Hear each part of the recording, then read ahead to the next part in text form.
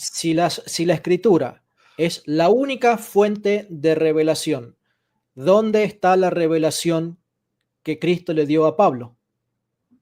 Claro, es Lo que acá cierto. usted va a decir, porque Pablo confiesa, a mí el Evangelio no me lo predicó hombre, sino que me lo reveló Cristo. Mm, ¿Dónde está la revelación que Cristo le dio? Si la única fuente de revelación es la Escritura, ¿dónde está la revelación de Pablo a Cristo?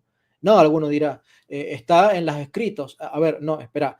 Pablo escribió al menos 6 cartas a los Efesios, tenemos solamente una en la Biblia. Pablo escribió al menos 4 cartas a los Corintios, tenemos solamente 2. Pablo escribió al menos una carta a los Efesios, perdón, a los Laodicenses, no la tenemos. Lucas dice que muchos intentaron escribir los hechos y las narraciones de Jesucristo, ¿sí? Y para cuando Lucas escribe eso, solamente estaban Mateo y Marcos escritos. Teníamos solamente 2 escritos nada más. Hay un tercero, que es el de Lucas, que es el que está relatando eso, y faltan como 40, 50 años más para que Juan escriba su cuarto evangelio.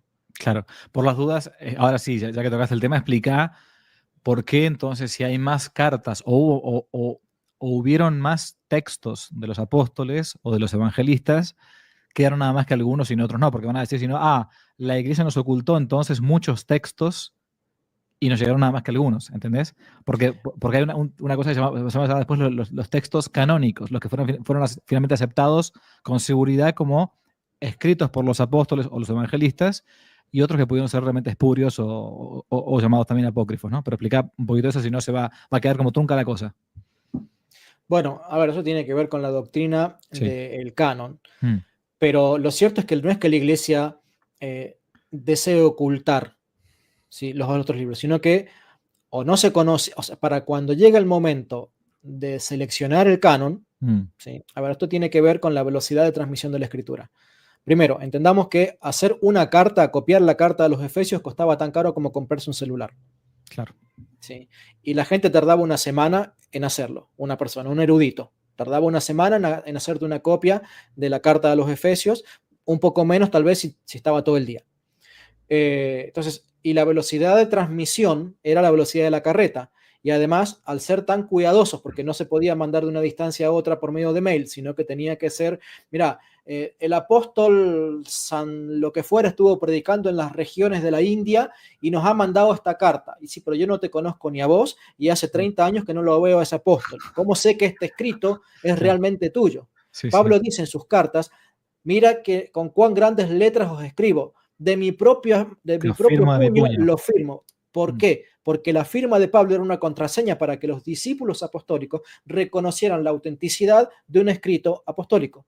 claro. No todos los apóstoles utilizaron eso, o tal vez no todos conocían la firma de los otros apóstoles, o tal vez no todos o no había suficientes testigos de la firma de los otros apóstoles como para que la iglesia pudiera aceptar de forma masiva y se diseminaran de forma universal por todas las iglesias las cartas de todos los apóstoles. Recordemos, San Dámaso le manda a San Jerónimo a hacer un censo de todas las asambleas y para que recolectara cuáles eran todas las cartas que se utilizaban en las asambleas. Y de todas esas cartas fueron las que se trajeron al concilio de Roma en el 382 y a los otros concilios africanos, Cartago y otro más, no me acuerdo el nombre, para determinar cuál sería el canon, cuáles serían las cartas canónicas, ¿sí?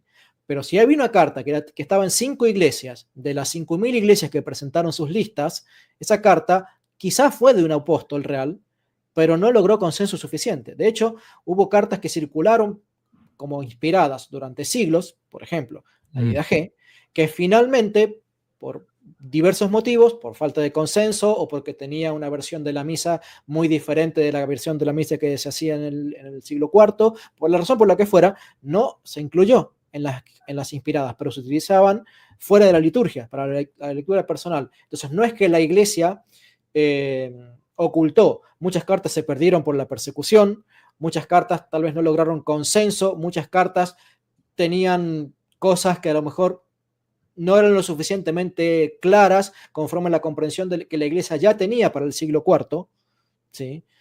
Por ejemplo, el pastor de Hermas tenía algunos problemas con la expresión o la forma de expresarse en cuanto a la divinidad de Jesucristo, ¿sí? Era ortodoxa, pero su forma de expresarse podía llegar a entenderse mal, entonces dijeron, bueno, no. O tenía algunas cuestiones que tenían que ver con unas visiones un poco subidas de tono en cuanto a la carnalidad o a la sexualidad, ¿sí? Entonces tal vez no serían adecuadas para la lectura en la liturgia. Recordemos que lo que era canónico iba a parar a la lectura litúrgica en las misas, ¿sí?